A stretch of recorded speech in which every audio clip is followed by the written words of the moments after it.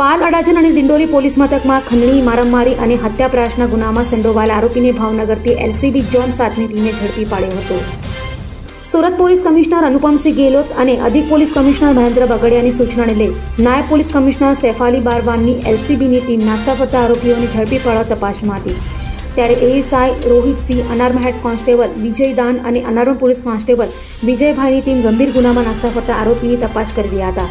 તે સમયે અનારમાં police constable જયભાઈને મળેલી બાતમીના આધારે પાલ પોલીસ મથકમાં, અડાજણ પોલીસ મથકમાં અને ડિંડોલી પોલીસ મથકમાં ખંડણી મારામારી અને હત્યાના પ્રયાસના ગુનામાં સંડોવાયેલા આરોપી એવા ચિરાગ રેવાભાઈ મેરને ભાવનગર જિલ્લાના પરવડા ગામ ખાતેથી ઝડપી પાડી સુરત લાવી તેની ધરપકડ કરી હતી। પોલીસ સ્ટેશનની અંદર જે ફરિયાદી વૈભવ અજીત કુમાર દેસાઈના સાથે ચાલુ વર્ષે 2 જાન્યુઆરીની રોજ એક ઘટના બનેલ હતી, જેમાં ચિરાગ ભરવાડ ઉર્ફ ચિરાગ મેર અને તેના સાથીદારો જોય સાટિયા, વિકી કુડાળા વગેરે મળીને જે ફરિયાદી છે એમને પોતાના મોબાઈલમાં એમના મોર ફોટા અન્ય સ્ત્રીઓ સાથેના બતાડી અને ધાક ધમકી આપી, સમાજમાં તેમની ઇજ્જત નહીં રહે એવી ધમકી આપી વિવિધ પ્રકારે એમને પાસેથી 15 લાખ રૂપિયાની માંગણી કરેલ અને એ જ સમયે તેમની પાસેથી જે વ્હીકલ હતું એમાંથી 3 લાખ રૂપિયા જેટલી કેશ રકમ પડાવી લીધેલ હતી।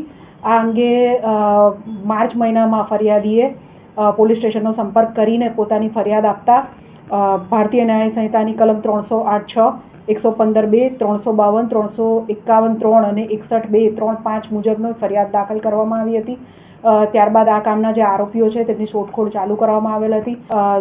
ડીસીપી ઝોન 7 સાહેબની એલસીબીની ટીમ તથા અલગ અલગ પોલીસ સ્ટેશનોની સાથે બનાવેલી ઝોન 7ની સંયુક્ત ટીમ 2 પીએસઆઈ અને અન્ય એલસીબી સ્ટાફ મળીને આ સંયુક્ત ટીમે બાતમી અને ટેકનિકલ સર્વેલન્સના આધારે આ જે રીઢો ગુનેગાર આરોપી છે ચિરાગ ભરવાડ તેને શોધી કાઢેલ છે। ગતરોજ ભાવનગરમાંથી તેને શોધીને અત્રે લાવતા તેની ધરપકડ કરી રિમાન્ડ મેળવવામાં આવેલ છે।